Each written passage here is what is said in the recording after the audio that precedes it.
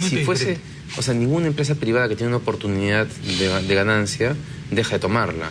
Entonces, si es evidente que una familia debería optar por el consumo del GNB con una conexión domiciliaria en vez de comprar balones de GLP, es extraño que la empresa que la empresa no esté apostando porque ese camino sea así. Claro, pero precisamente tiene que ser mucho más agresiva su campaña, ¿no es cierto?, de convencimiento a la población de que pueda recurrir a ello. Pero si no tiene la oferta la población, tampoco la población puede decidir. Pero si, por ejemplo, a mí alguien me dice, fíjate, te voy a vender un combustible para que solo pagues lo que consumas y no tengas que guardar durante 10, 15 días o un mes, que es el GLP, el balón, con todas las consecuencias que eso genera, ¿no es cierto?, el que tenga que, digamos, llevarse, a cargarse, subir si es que no hay ascensor, en fin. Entonces, todo eso te puedes evitar si por una tubería te viene como el agua. Entonces, bueno, evidentemente que la gente va a preferir. Pero la gente le tiene más temor a esa posibilidad de tener un ducto que llegue a tu casa para alimentar de GNB, digamos, a la cocina o a las termas, como una posibilidad de que haya no sé, una explosión, que al uso del GLP es un tema de costumbre de repente, pero el temor en el Perú es a lo nuevo. Justamente creo que eso comenzó cuando, por ejemplo, se introdujo el GLP en el Perú, efectivamente. Eso pasó exactamente cuando recién comenzó. Ingresar a los hogares un cilindro, en este caso, que más parecía una bomba, y en realidad le llaman bomba en otros sitios, ¿no?, en otros países. Entonces, ¿qué pasa? Es cierto. Imagínense el peligro que, digamos, podría generar, ¿no es cierto?, en la gente. Entonces, yo pienso que es mucho menor, pero para eso precisamente hay que convencer y para eso se necesita una campaña mucho más agresiva, porque no voy a pretender que vayan a tocar mi puerta, digamos, el distribuidor de gas, me refiero del gas natural. Entonces, creo que hay un trabajo por hacer de la manera tan intensiva como, digamos, la hizo Colombia, como una política de Estado en la cual, ojo, los diferentes políticos o los diferentes presidentes, por ejemplo, justamente siguieron la misma línea y hoy día tenemos un éxito tremendo que inclusive proporcionalmente está superando a Argentina, proporcionalmente a su población.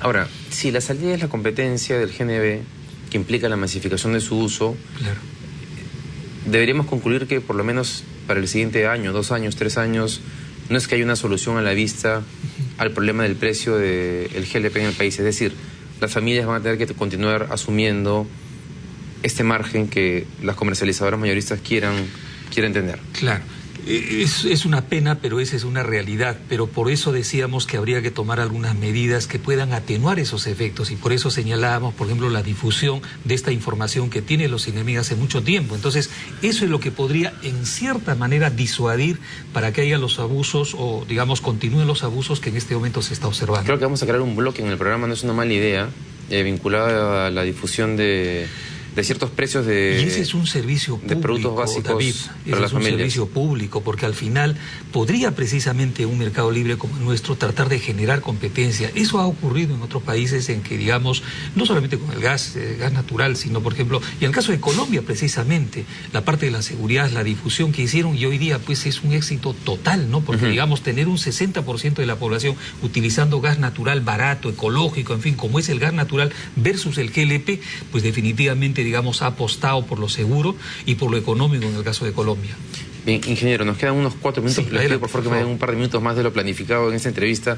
Quería conversar sobre el tema de Petrobras. Se ha anunciado que Petrobras estaría interesado en vender los activos que tiene en el Perú. Efectivamente. Lo cual implicaría vender el lote 58. 57. 57.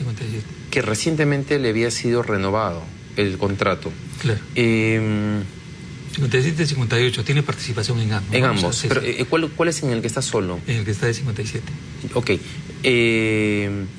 Digamos, ¿no es algo extraño o, digamos, que se renueve un contrato a una empresa y de pronto esa empresa decida vender ese lote petrolero? Porque ya hay 2 trillones de pies cúbicos de gas. Bueno, hay 1.7 que están como reservas probables, ¿no? O sea, digamos, no están probadas, pero existen allí, ¿no? Lo único que falta son las facilidades de producción para que fueran probadas. Si el Estado no hubiese renovado ese contrato, claro, lo hubiese sacado a licitación y hubiese podido obtener Definitivamente, claro. O un ingreso o compromisos de inversión mayores. Pero sobre todo en este caso, recordemos que las regalías en esos lotes es bastante baja. Las regalías son bastante bajas. 5%, las más bajas del país y una de las más bajas del mundo en realidad. Entonces, ese es otro detalle que, por ejemplo, se hubiese podido aprovechar. Pero no se hizo, ¿no? Okay. Pero ahí quedan dos opciones. O que Petrobras no le dijo al gobierno que estaba pensando en salir del Perú, porque no es que lo haya decidido en los últimos 2 meses. Por supuesto.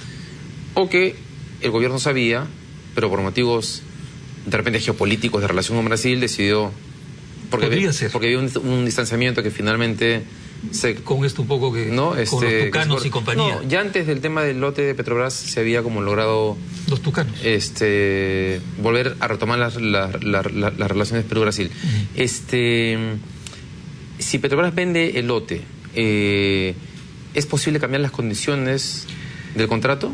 No, porque es una transferencia, una cesión contractual, es decir, bajo las mismas condiciones del contrato que está vigente. Entonces digamos, eso ha ocurrido y va a seguir ocurriendo en otros lotes que se han ya, digamos, transferido, ¿no? En cuanto a propiedad se refiere, en cuanto a la titularidad, ¿no es cierto?, del contrato. No, pero podría, ¿no es cierto?, poner alguna condición, sí es cierto, o sea, podría, por ejemplo, donde podría poner la condición es en el caso de la regalía. De la regalía en particular. Digamos, no ha sido una zona totalmente desconocida, recordemos que está en los alrededores de Camisea, en consecuencia, digamos, se sabía que allí había gas, ¿no es cierto?, se sabe hace tiempo, en consecuencia el riesgo era mínimo, pero bueno, ya digamos tenemos un contrato con 5% y la verdad 5% a estas alturas del partido, con todo lo que se viene el gasoducto surandino, en fin, a mí me parece, y Camisea sobre todo en particular, a mí me parece que de todas maneras son regalías que debieran revisarse tarde o temprano, ¿no? Entonces esta quizás sea, digamos, la oportunidad, ¿no es cierto?, porque el Estado en realidad tiene que poner su visto bueno, o sea, al final dice, sí, apruebo esta cesión contractual, pero bajo estas condiciones podría, ¿no? O sea, podría.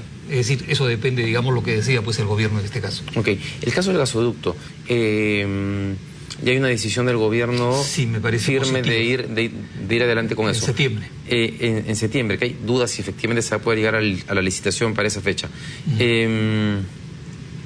¿Hay gas? ¿Para ese gaso, para el ducto? En ese sentido, sí, justamente creo que eso es lo que habría que confirmar. Fíjese, primero hay un TCF, que en la época del señor García se había ya transferido por decreto supremo, un TCF para el gasoducto andino del sur. Adicionalmente tenemos lo que has mencionado respecto a lo de Petrobras, que tiene 1.7 a 2 TCFs, y están perforando en este momento, y probablemente podría, ¿no es cierto?, incrementarse inclusive esas reservas. Y a eso tenemos el caso del otro del lote 58, o sea, 57-58. Pero adicionalmente es lo que se viene de perforaciones, por ejemplo, en el lote 76. O sea, por el momento tendríamos más de 3 TCFs que estarían asegurando en este caso. Pero recordemos que todavía falta perforar en el lote 76. Y en el lote 76 probablemente tengamos, y eso es lo que esperamos como peruanos que se confirme, podríamos estar encontrando, no se ha perforado lamentablemente todavía por problemas burocráticos, ¿no es cierto? Podríamos estar encontrando entre 3 o 4 camiseas. O sea, ojo, ¿Ese lote de estamos hablando, ese es el lote de Hanoi. Entonces, ¿qué pasa? Esa es una zona, realmente hay unas estructuras geológicas formidables y están cerca de Camisea. Y adicionalmente ya hay un pozo que se perforó un poco más hacia el sur y resultó positivo, con 2 TCFs que lógicamente fueron cerradas, y justamente esa es la prueba de que hay una continuación entre lo que es Camisea y lo que está más al sur. Ok, pregunta final. El ingreso de Shell, uno debería interpretarlo como que es un espaldarazo al Perú. Es un espaldarazo al Perú, y que van a continuar interesados en comprar otros activos. Totalmente, y lo que es más, lo que digamos se ha estado escuchando, que inclusive estaría viendo las posibilidades de asociarse con Petroperú, por ejemplo, eso sería una excelente noticia para el lote 64 y otras aventuras en exploración, producción. Realmente el hecho de que venga Shell, y en general, como en alguna oportunidad lo dijimos en su programa, o en tu programa, el caso de que, digamos, se asocie con una empresa estatal, con la empresa estatal en general, las grandes empresas les da más seguridad, ¿no es cierto? Entonces, parece que esa sería la tónica, y eso es lo que se ha observado en otros países, de asociarse con la empresa petrolera estatal. Y, por ejemplo, en este caso, que ya está presente en lo que es el negocio de Camisea a través de las acciones que han sido transferidas de Repsol hacia lo que es Shell, y en el negocio de la exportación, pues ya tiene una presencia en el Perú, y estamos hablando de las majors, o sea, de la segunda más grande del mundo. Claro. Esa es la situación, y esa es una buena noticia como peruanos realmente. Bien, ingeniero, muchas gracias por haber estado aquí en el programa, explicándonos el tema del GLP y lo que puede pasar en el mercado del gas en general. Que le vaya muy bien. Gracias, muy amable. Vamos a la pausa, y cuando volvamos vamos a conversar sobre la construcción de la red dorsal nacional, que va a facilitar el tema de las telecomunicaciones en todo el país, y cuyo reglamento ha sido publicado en los pasados días. Volvemos.